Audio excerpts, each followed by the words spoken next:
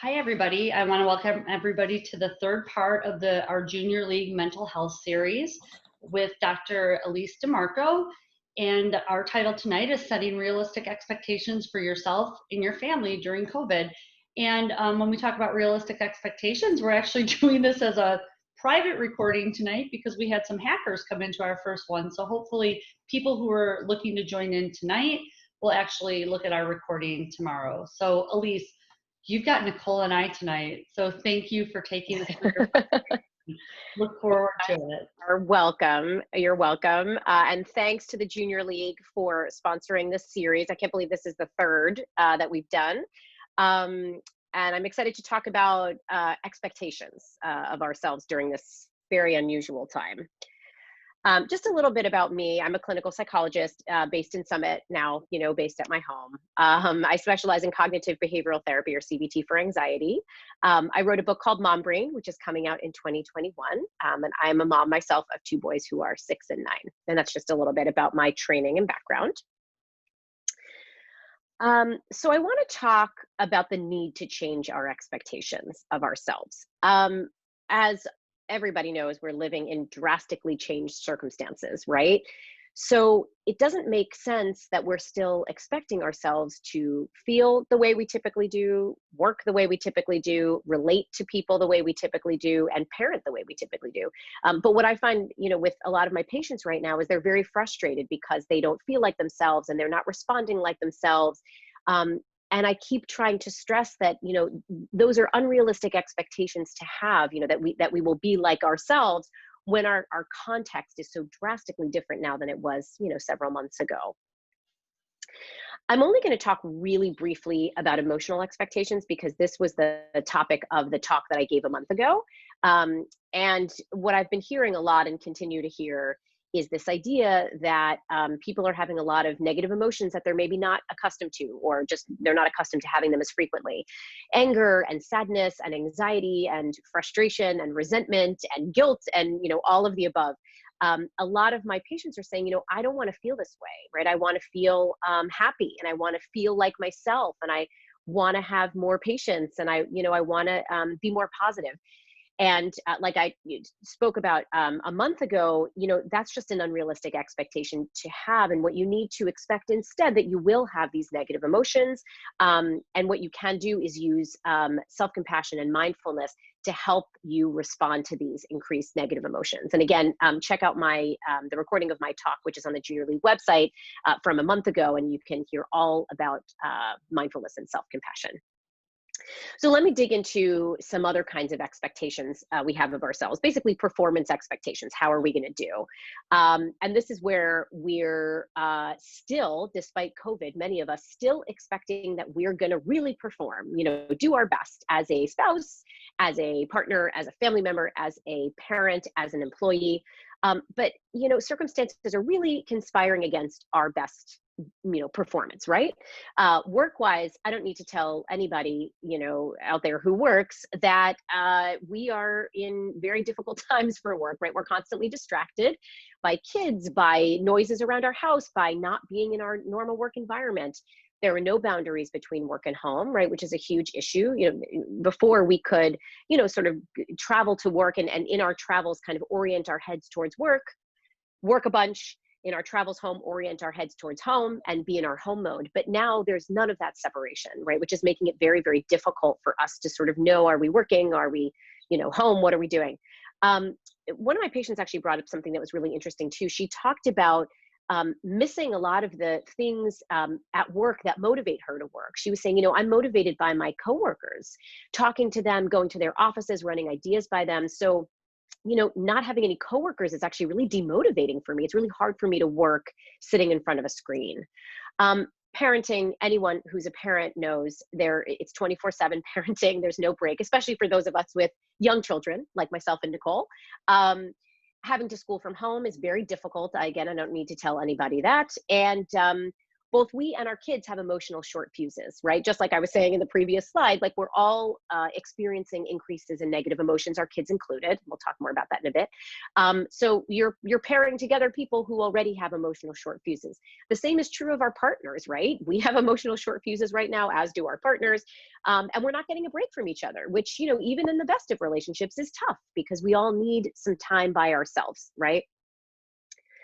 So we really have to reorient ourselves. We can't focus ourselves on trying to change our behavior right now, aiming to be a much better employee, much better parent, much better partner. Because again, that's largely unrealistic given the incredibly stressful times that we're living under.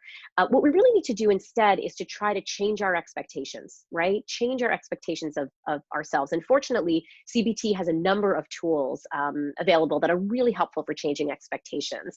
So the rest of this talk, I'm really going to spend kind of going through those tools one by one. And then at the end, I'm going to talk just a little bit about expectations of our kids. So the first tool is trying to think about what you would tell a friend who's in the same situation as you are. We're often very hard on ourselves for things we perceive we haven't done well. So for example, say you're a parent and you had just one of those terrible soul-crushing days of homeschooling, right? Where like you and your kid fought over every assignment. Your kid didn't want to do the work. They tantrumed. You tantrumed. Everybody yelled at each other. Nothing got done. Doors slammed, and so on and so forth. And you got to the end of a day like this, and you said to yourself, gosh, I'm the worst parent. I'm the worst, right? I couldn't control my kid, and I had no patience, and we didn't get any schoolwork done, and I'm just the worst, right?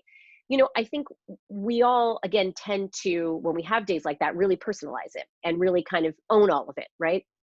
The truth is, however, if a friend came to us in the exact same scenario, there's no way we would respond to our friend in the way we would respond to ourselves, right? So imagine if a friend tells you about a day like that. Would you say to the friend, yeah, you know what, you need, some remedial parenting. You're actually a really bad mother. No, you would say, oh my gosh, of course you feel this way. We're under so much stress. The schoolwork is so stressful. Your kid is on has a short fuse. You have a short fuse, and so on, right? You would be reassuring to a friend. You would remind the friend of how difficult things are, right? We need to approach ourselves with the same compassion that we'd approach a friend with, right? Because we're always so much harder on ourselves than we are on other people. So thinking about what we would tell a friend can really help us to, get sort of enough outside of ourselves that we can look at the situation perhaps a little more objectively and hopefully give ourselves a little bit more of a break for a day that didn't go as planned, or a meeting that didn't go as planned, or whatever it is. The next strategy to manage this is actually another sort of CBT classic, thinking through what the worst case scenario is if something, doesn't go according to plan, right?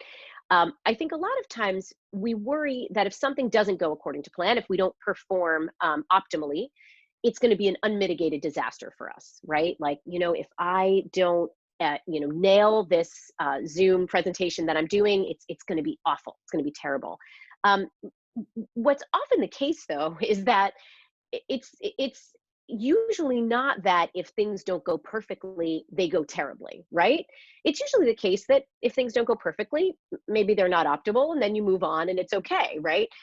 So it's really important that we ask ourselves, what's the worst case scenario from this, right? What's the worst case scenario, for example, if you let your kids watch more screens than they should? If you didn't triple check a work assignment as you typically would, if you forgot your anniversary, or any kind of, performance issue. Typically the worst case scenario is something you could manage and is not that bad, right? And it's important to remind yourself, what, I don't have to be performing optimally to get by, right? It's not as if I give a crummy work presentation and then I'm going to get fired the next day. So it can really help to remind ourselves of what the worst case scenario truly would be, realistically would be. The next strategy that I really like is making a pie chart. Actually, in CBT, we make a lot of pie charts. It's like one of those things that we do for a number of purposes. The pie chart I want to talk about right now is basically a responsibility pie chart. It's trying to think through any and all of the factors that are responsible for something not going optimally. So if you want to think about it, think about something you feel maybe you're not doing as successfully as you'd like right now in these COVID times, or maybe something that, didn't go as well, a week ago or whatever. Then I want you to think through all of the different factors at play that might have contributed or might be contributing to your less than optimal performance, right? So here's a sample to show you of a pie chart of somebody who was supposed to do a Zoom presentation that did not go super well. Okay, so this is someone, we'll say for work, who did something over Zoom, and maybe hackers hacked into it, or it otherwise didn't go according to plan. Now, again, a lot of times when these things happen and they don't go optimally, we blame ourselves right away. This was all my fault. I screwed up this presentation. There were a million things I could have done differently. This was the worst. This was all on me, right? However, if you stop to think about, all right, what are actually all of the things that contributed to this presentation not going super well? If you stop to really think about that, you'll start to see that there are many factors beyond your control that contributed to that subpar work presentation, right? So what I want to ask you to do is to think of all those factors and then assign percentages to them. And again, these percentages, of course, are arbitrary, right? But try to think about, okay, well, what percentage of this, crummy work presentation was due to each of these factors? So this kind of hypothetical person, maybe she says, yeah, you know what, I didn't rehearse enough. Like, I can own that. I did not rehearse this presentation as many times as I needed to. And that's maybe 25% of the pie. But also, I was up all night with anxiety last night, which is happening to a lot of us right now. That a lot of scary things are happening and a lot of us are losing sleep over it. So maybe this person says, you know what, I was up all night with anxiety, and I'm not going to do my best presentation if I've gotten no sleep, right? So maybe that's 25% of it. Maybe 25% of it is I was helping with homeschooling all day. So I couldn't get myself in the mindset to do this presentation. I couldn't practice more because I was stuck, in the hours leading up to this presentation, homeschooling my kid, right? And maybe 15% of that is not having colleagues' feedback like you usually do, right? So maybe if you work in an office, you're used to running presentations by colleagues ahead of time. But now, because everyone's at home, maybe you don't have the luxury of doing that. And it contributed to your presentation not being as strong as it otherwise might have been. And then it's funny because I put 10% computer glitching, which is a problem we just dealt with. Maybe 10% of that was your computer was your Wi-Fi connection wasn't good, and it made it hard for you to connect with the people who were watching you. So that's all to say, there are likely a lot of factors contributing to suboptimal performance right now that don't have to do with you, right? So it can really help when you're trying to manage your expectations to think about all of those factors that are out of your control. Because some things are, but many, many things aren't, especially now. Okay, this is probably like the most important slide, I feel like, in today's presentation, which is trying to manage expectations by being critical when you're looking at social media. Social media comparison making is a problem even in the best of times, right? Because we are seeing snapshots of people's lives that they are choosing to post, right? And evaluating our own lives against these very brief, very curated snapshots, right? This is always an issue. It's especially an issue now, though, because we're not seeing anyone in real life, right? Our only basis for comparing how we're behaving during this COVID, crisis, whether it's how we're working, how we're parenting, how we're being as a partner, and so on, our only basis for comparison is what we're seeing on social media.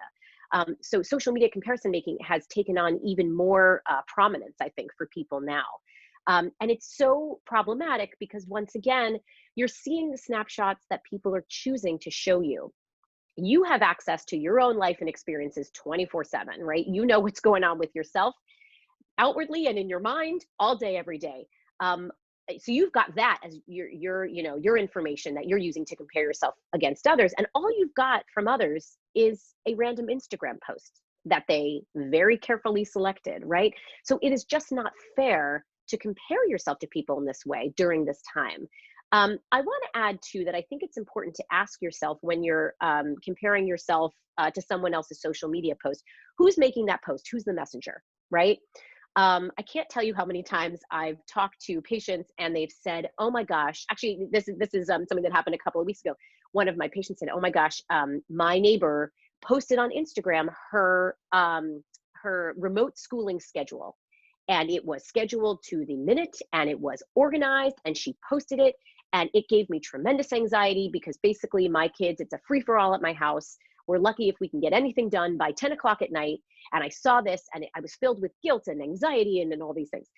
And I said to her, well, tell me about this neighbor. Like, what do you think of her? And she said, oh, I can't stand her. Like, oh, she's I don't know, she rattled off a list of things she couldn't stand about her. She's controlling and she's obnoxious and so on and so on.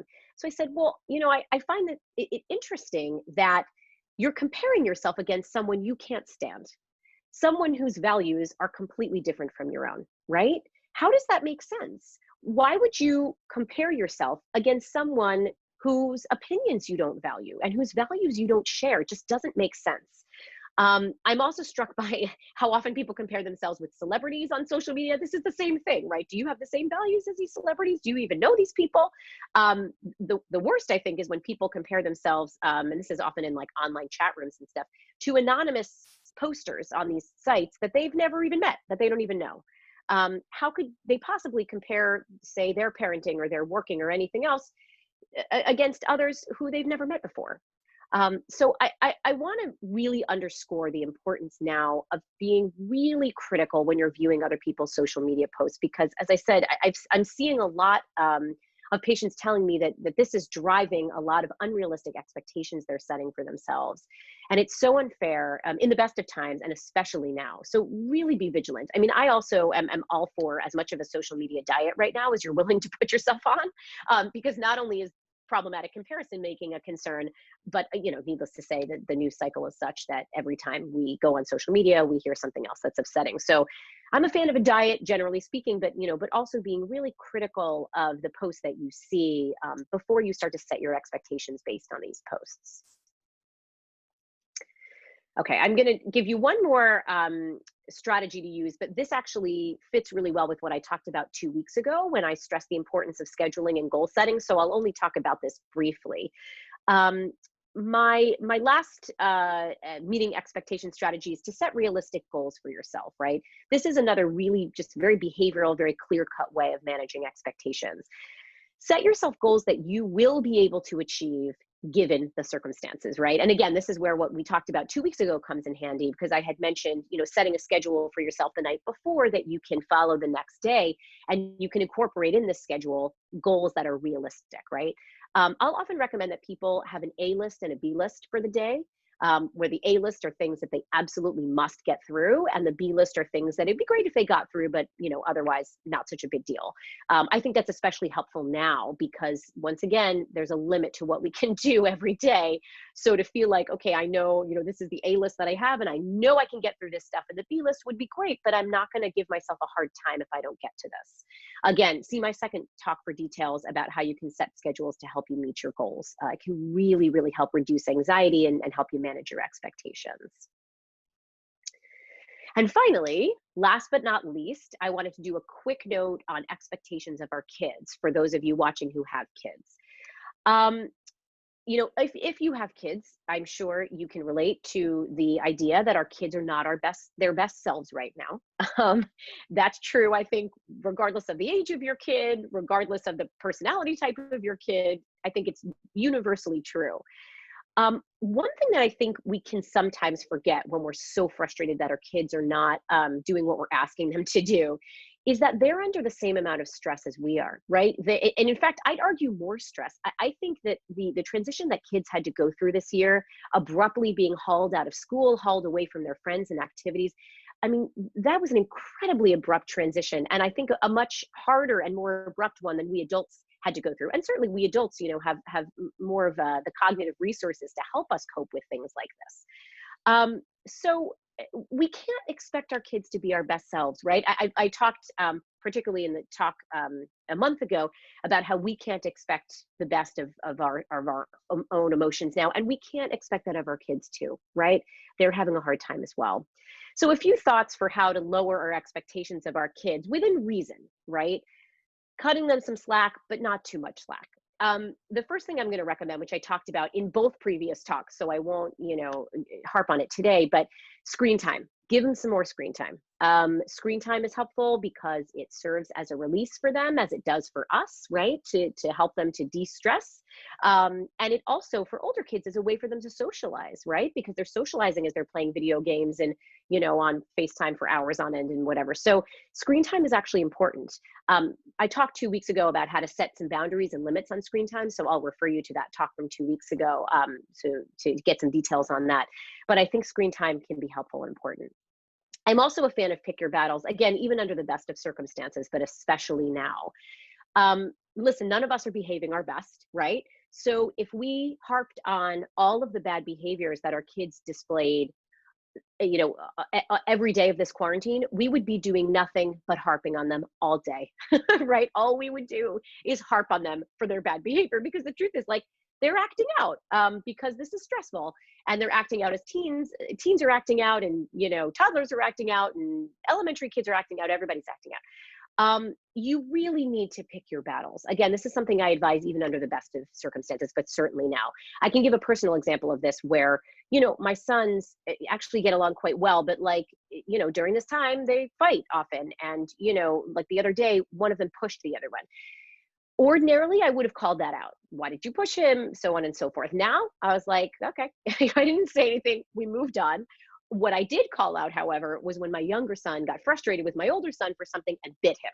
Okay, that I called out, that we processed, that I harped on. So again, it's a picking your battles type situation, because you don't want to be spending all day, every day admonishing your kids. It's too much. It's too much for them, and it's too much for you. This third bullet point actually was inspired by the talk I gave 2 weeks ago, because two of the audience members had really good questions. One of them said that I think her teenage daughter, had felt pressure to do some of her activities virtually. I think it was maybe virtual music lessons and like virtual sports. And her daughter really didn't want to do it. And apparently this participant's husband really wanted the daughter to do it and to continue participating. And the participant asked, what did I think about that? The other participant who said something interesting, she said she had a teenage daughter, and she and her partner really wanted to take family walks every night, and the teenage daughter was balking at the walks. And what should she do? Should she force the daughter to go on walks? To both of these participants, I said, no, don't force the online activities. Don't force the walks, right? Because here's the thing, we're already asking for so much of our kids right now, right? We've taken them away from school. We're asking them to remote learn, which is very difficult on everybody. We're taking them away from their kids. We're taking them away from their activities. We're asking them for a lot. So we've got to remember that and not keep even more onto their plates, right? I mentioned this 2 weeks ago, but I'll just say it one more time. Teenagers in particular, they're at a developmental stage where they want to be breaking free from parents, right? It's developmentally appropriate for them to be going off with their friends and breaking free from us, right? And essentially, we're taking them at this time in development and saying, okay, you can't see your friends anymore, and why don't you spend 24 hours a day at home with your parents, right? So we're really asking a lot of them, and we've got to remember that and not ask for extras, right? Like, let's get them through remote schooling.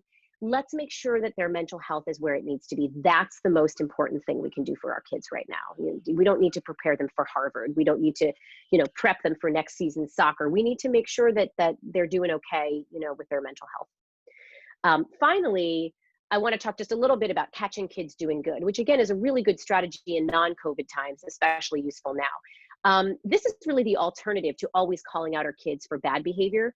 This is instead remarking on when the kids behave well, right? Reinforcing good behavior. Wow, you did a great job with remote schooling today. Thank you so much for helping your brother today. Thank you so much for, setting up dinner, and setting the table for everybody. It's really catching them in good behavior. And by the way, people talk about this in regards to younger children. I think it's helpful for older children and teens as well, because we're acknowledging that we're seeing all the hard work they're putting in, and we're reinforcing them for that hard work, which really feels good. So I really want to encourage you as much as you can to catch your kids doing good, as opposed to focusing on the bad. So that is my talk for today, and I will, we'll have an abbreviated questions session because we only have 2 people to ask questions. But I do want to say and stress that if you are watching this on YouTube and you have any questions for me, please don't hesitate to reach out. as you can see up on the screen is all my social media contacts, as well as my website. Please don't hesitate to reach out and ask any questions you might have. I'm happy to answer them. And I will turn it over to Tara and Nicole if they have any questions. Well, I have a question for you. One of the things here, we're sitting in month 3, I think, week 12, is it? It's been a I think long it's 13. time. 13? Oh my gosh, a long time. And I think as we're starting to get at this time where some things are starting to open, some things are not.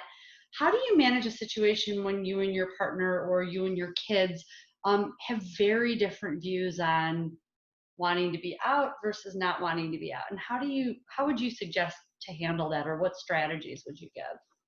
That's such a good question. And I would add onto that too. I think a lot of the comparison making that's going on among parents right now is comparing what they're allowing their kids to do, right? Well, I'm telling my kid they have to stay at home, but I just saw, his best friend and a whole bunch of kids on top of each other, playing football across the street. So I think this is a large question, Tara, about like when there are differences in what you're willing or not willing to do, what do you do? This is a really tough one, and I don't think there's an easy answer for it. I think communication is the most critical thing we can do. I think what I have heard happening, especially among members of a couple who disagree, and by the way, I think that's happening a lot, where one partner is like, yeah, let's get out, and the other partner is like, I'm never leaving my house again. I think that actually is happening a lot. I think what is not happening as much as needs to be happening is communication, is saying, all right, let's sit down. I want to hear from your perspective what you want to do and what you're aiming for. I want to tell you from my perspective what I want to do and what I'm aiming for. And let's see if we can come to something in the middle. And it really requires good listening. I think what's happening that's really problematic right now is that people are seeing, say, some, alarmist news piece and assuming that, everybody is going to drop dead tomorrow and, drawing a line in the sand, we are never leaving our house again, right? I think the problem with that is they're then cutting themselves off from having a dialogue with family members about the nuances of this, right? Because alarmist news stories be damned, there is nothing cut and dry right now that we're being fed about the dangers of things, right? Everyone's saying something different. So, I think what's really important is that we open the lines of communication. I'm going to throw grandparents in there too. I think a lot of grandparents are struggling because they want to see their grandkids and we're wondering, well, do we expose ourselves to the grandparents and how much can we? I think communication is so important, and I think a dialogue is so important, and a willingness to meet in the middle somewhere. Like I think the socially distanced outdoor play dates are actually a great meet in the middle. I will say that we did this for the first time. We had my son's like closest friend and his sister and their parents, and we're friends with the parents. We had them over our house last weekend. We had them in our yard. We were 6 feet away, and it was surprisingly fun and great to see other adults, and great to be able to do that. And I'd like to do more of that. And to me, that's a really good compromise situation. Masks are really an interesting one too, because I think some people are really into masks. Some people hate masks, but I think masks are a good way to help people compromise. Like, okay, we can go out, but you've got to wear a mask the whole time, right? So I think it's open dialogue and compromise that's the most critical here. I think that's the only way you can go, because again, there's not hard and fast rules and guidelines that we can follow. But that's a great question, Tara. It's coming up so much. It's coming up with so many of my patients. Yeah, I really appreciate that. That's super helpful. Yeah, that's the best you can do is try to talk and try to reach a compromise that that everybody is comfortable with. Yeah, and it's interesting because that is certainly a conversation that I've heard with loads of friends. Like we have this conversation all the time that there's just differing opinions between spouses, partners, parents, kids, and it's just trying to negotiate that. So thank you. Yeah, no problem. That's a great question. Any questions, Nicole? No pressure. I do have a question. So I'm really struggling with the kids, and the trying not to harp on them. So I'll fully admit that I'm one of those parents. That's like my first instinct, is to just go in and point out everything that they're not doing correctly. So She's a great parent. I'm and friends with her, so I don't buy that. But go on, Nicole. I'm trying really hard. So we do try to catch them when they're doing something positive, so that we're not focusing so much on the negative. Can you maybe recommend a strategy for how to stop yourself before getting to that point and just walking away and like you said, pick your battles?